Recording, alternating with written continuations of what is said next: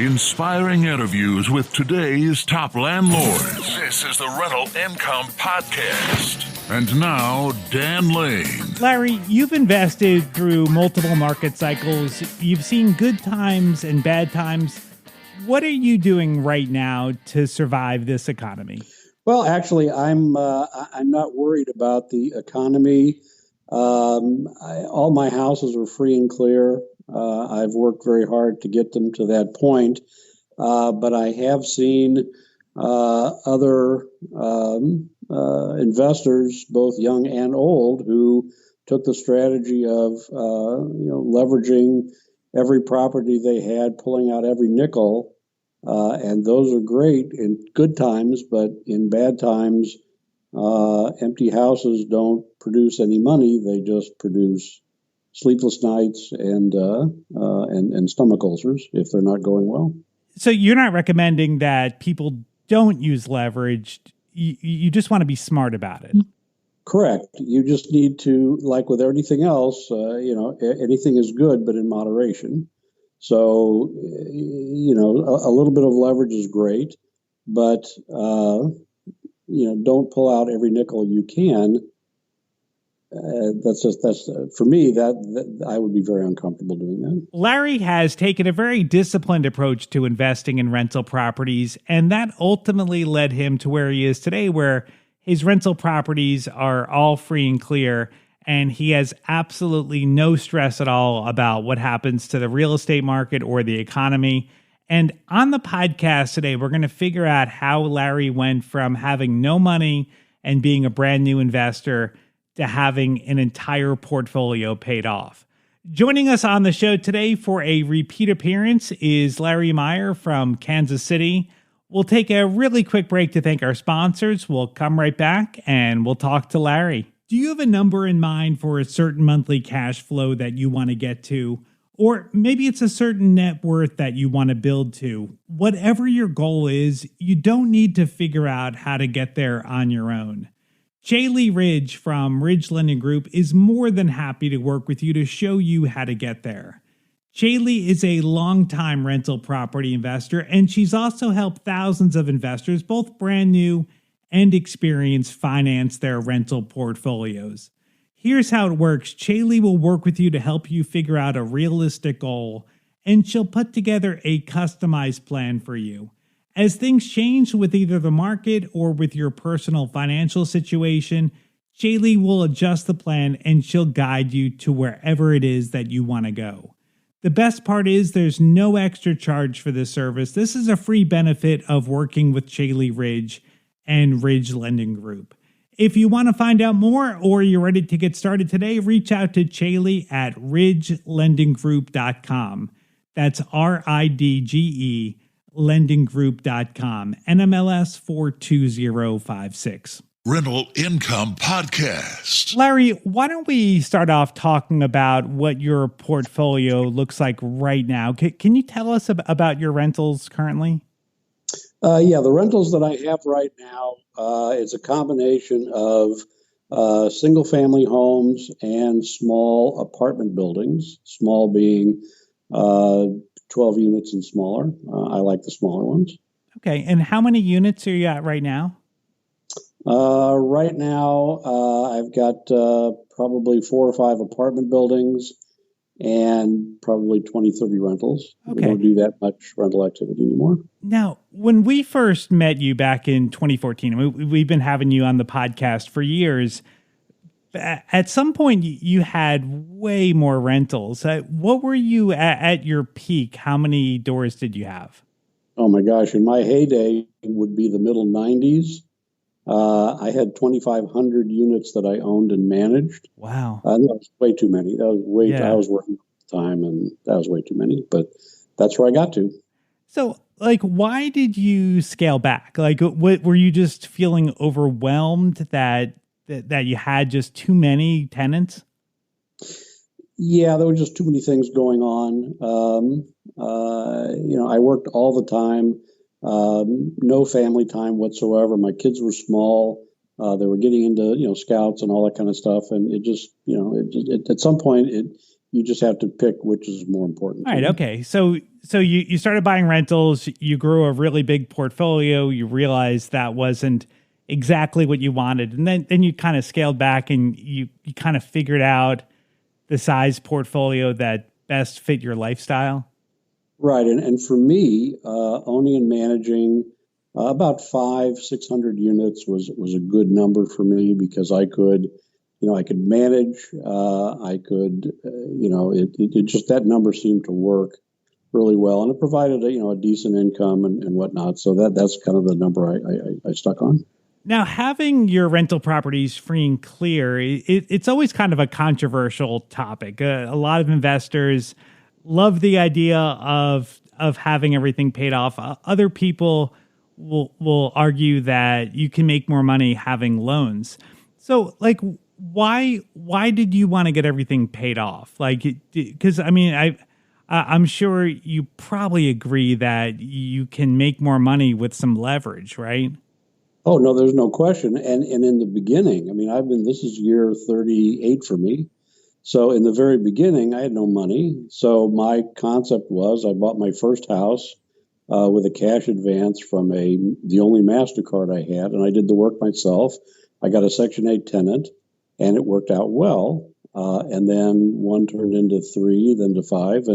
But what I would do back then was I would get the house up and running, and then I would refinance the house at 60, 70, 80%, whatever they could give me. I would get my initial investment back, and then I would roll the rest of the money into the next house. And I continued to do that for the first several years because I didn't really have any cash to work with. I was doing all the work myself, and I was just able to eke out a living and whatnot. But then as time went on, that model didn't work. I didn't need all that cash. I had nice cash flow. And then I just started paying things off or using rental income to buy the next house or creative financing with seller finance or, however it worked. And it got to the point where then I only leveraged or sold or pulled money out when I wanted to. Let's say an apartment building came along and I needed, a couple $100,000. Well, then I'd find 3 houses that I'd had for a while, and I'd just sell those, use that cash, and then I had an apartment building that was free and clear, and then went from there. So it was a kind of a combination where here's where I started, but after you're doing it for a while, the houses have to pay for themselves rather than me having to pay for the houses. Right. Okay. So you were buying properties that the properties were doing good, but then you would find a better property and you would almost trade up. You would sell off some of your properties and trade up to better properties. Right. Because when you work in the same area, and mine is Kansas City, Missouri, the Central Core, and you're doing it long enough, people just know who's buying houses and whatnot. And I would get calls all the time from guys, I've got this apartment building. It's all run down. I don't have the money to fix it up. Do you want it? Sure, I'll take it. And then I had to go find the money. Well, banks don't loan on, or they used to not loan on, distressed multifamily properties. So I just have to go sell. I'd just find a couple of houses. I'd go sell them, or I'd have another investor that would want to, or a private lender that would give me a line of credit on it, and then I would take that, and then I'd buy the building, and now I've got a building that's free and clear. Right. And then use cash flow to fix it up and whatever I did with it. And then it's free and clear, or I could get a line of credit against that, or, so it's out there waiting for me. But I've gotten to the point where I would rather have the house free and clear. And that way, if a sixplex only has 2 people in it, I don't have to be, I got to get this rented. And that's when you make foolish mistakes, is when you have to do something. So sure. All right. So let's figure out how you actually got some of those initial properties paid off. So you would buy a property, and it sounds like you were buying distressed properties. So you were buying them, I'm assuming, pretty cheaply, and then fixing them up, right? Correct. And again, in the very beginning, I didn't have a lot of money to work with. So yes, I was buying them very inexpensively. I wasn't really doing the really major rehabs that I do now. It was all just cosmetic stuff where I could go in and spend a couple days just cleaning and throwing stuff in the trash and getting out a can of paint and painting everything and shampooing the carpets, and here's your new house. Okay, so then it was pretty easy work, and the rehab wasn't very expensive. So it sounds like you almost have two different strategies. So you were, for some of the properties, you would use the cash flow and pay down the mortgages. And then other properties you would sell. And it seems like because you were buying distressed properties and fixing them up, that you created a lot of equity. So when you would sell one of those properties, did you have a pretty big return? Did you make a large amount of cash that you would then use to buy other properties? Right, because I learned very quickly that I was the guy that always was happy to take somebody else's problems. I had a bad property manager, and he ran all 6 of my houses into the ground, and now I don't have any money. My wife's yelling at me to just make me an offer, and they're yours. Mm-hmm. So I would get houses for, that was kind of my niche, and I just did the stuff that nobody else wanted to do. And, and some of them worked, most of them worked. Some of them just like, I can't make this thing work. This thing's too far gone. And so you just, you cut that one loose and you sell it to a guy that likes to do the heavy rehab stuff. And, right. And you make a little bit of money, and now it's gone. And so it's just a bunch of horse trading over the years, and depending on, because there's always things going on, and there's always somebody that wants to unload something or is looking to buy something. Maybe a guy calls me up and says, I just sold an apartment building. I've got cash. I want to do a 1035 exchange. I'm looking for 5 houses. What do you got? Oh, okay. Here's 5. Write me a check. So right. So it just so there's always things going on. Right. Yeah. So you're always looking for deals. Always looking for ways to make money. It basically is right. Kind of how you built everything. Now, when you got started, I mean, this is 37 years ago. You're in Kansas City, which is a relatively inexpensive city, and then within Kansas City, you work in an area where it's even cheaper. So right. Now, do you think that if somebody was in a different market and they're dealing with a higher price point, do you think the strategy that you followed would work at any price point? Or do you think you got really lucky that you were investing at a time when properties were crazy cheap? Well, I think, if you're in Los Angeles, or where I've got lots, my in-laws live in L.A., and will it work out there? I don't know how you do it unless you had, again, it's just all a function of, how much money do you have to work with? Right, right. If you have to get a loan on a $200,000, then if it's not occupied, then it's going to take rent from, a bunch of other houses to feed one vacant. So it's a numbers game. The concept works. It can work anywhere, but it's just easier if you're dealing. For me, it was just easier to deal because at a cheap house, I could make a mistake, and it really didn't affect me that much. Yeah. So was your plan at the beginning to get everything free and clear, or as you got into it, did you just see that, wow, like if I don't have a mortgage on this, if I don't owe money to anybody, I get to keep all the profit? Like, so did it just kind of happen, or was this kind of your plan going into it? Well, when I started out, I didn't have any plans because I didn't know what I was doing. But I had a guy, one of my dad's friends, who was a major player in the Kansas City real estate market. Like shopping centers and all that. And he just, we were just chatting one day. And he said, you want to be to the point where you don't owe anybody anything. He said, that's when life is good. Mm-hmm. He says, don't leverage these things to the hilt. Do them when you have to. But you want to get to the point in your life where you just have houses and they're just cranking out the cash every month. And all you're doing is just keeping them filled, keeping the tenants happy, and paying your taxes. And that's it.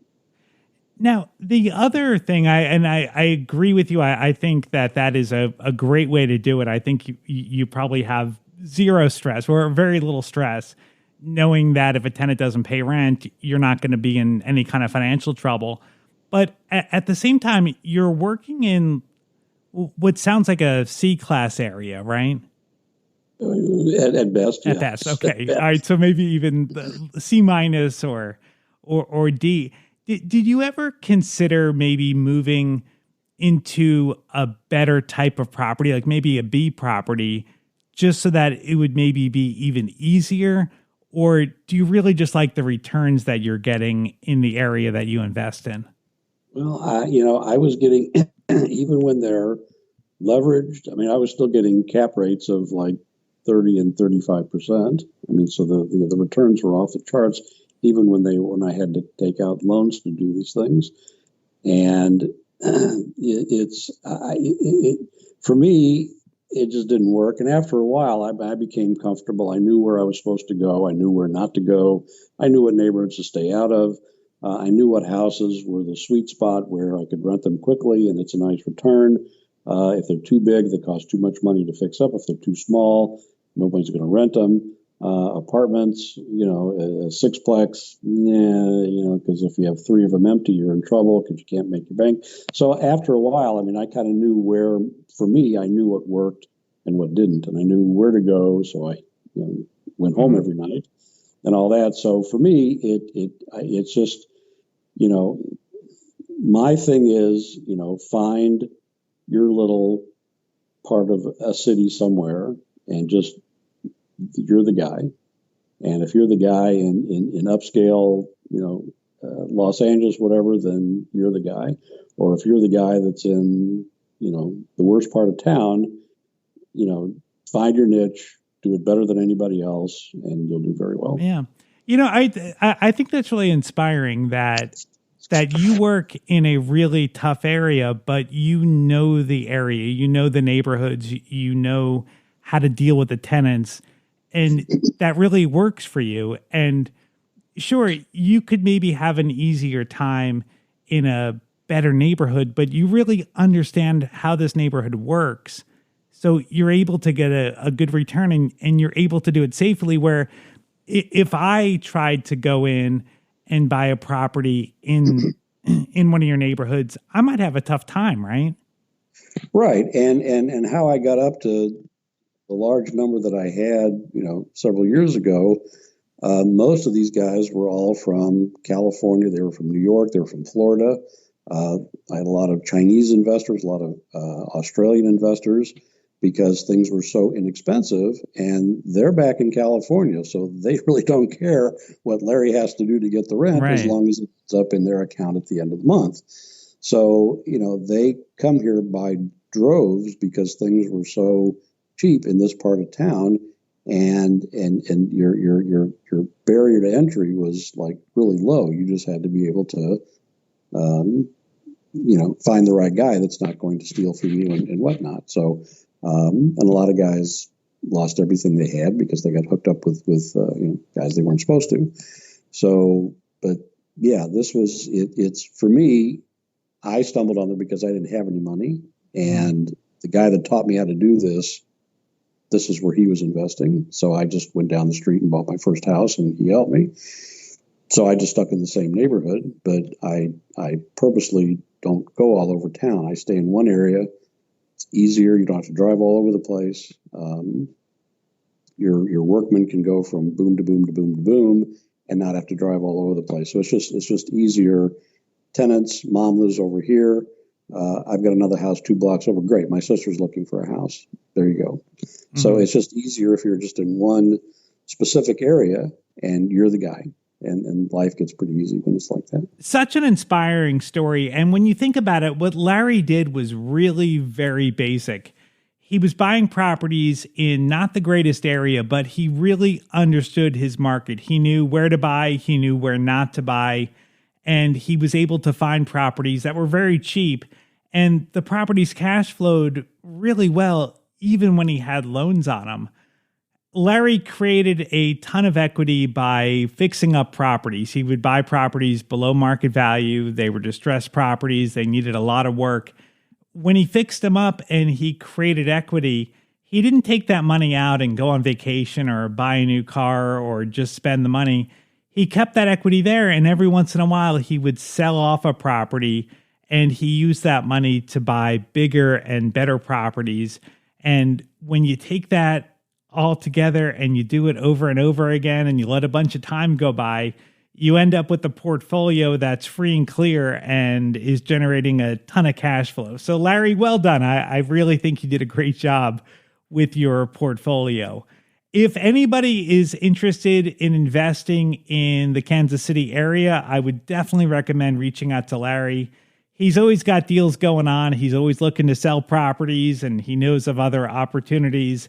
If you want to reach out to him, I've got his contact information on the website. You can find it at rentalincompodcast.com/episode 390. If Larry inspired you and you're ready to buy your first rental property or you want to add to your portfolio, the lender that I recommend is our sponsor today. It's Chaley Ridge from Ridge Lending Group. Chaley is a nationwide lender, and her specialty is helping investors finance rental properties. She has a ton of different loan programs, and she can find something that'll work for you in your situation. If you want to find out more or you want to set up a time to talk to Chaley personally, just reach out to her at ridgelendinggroup.com. That's RIDGE, lendinggroup.com. Thank you so much for checking out the podcast today. I'll be back with a new interview next Tuesday. My name is Dan Lane, and this has been the Rental Income Podcast.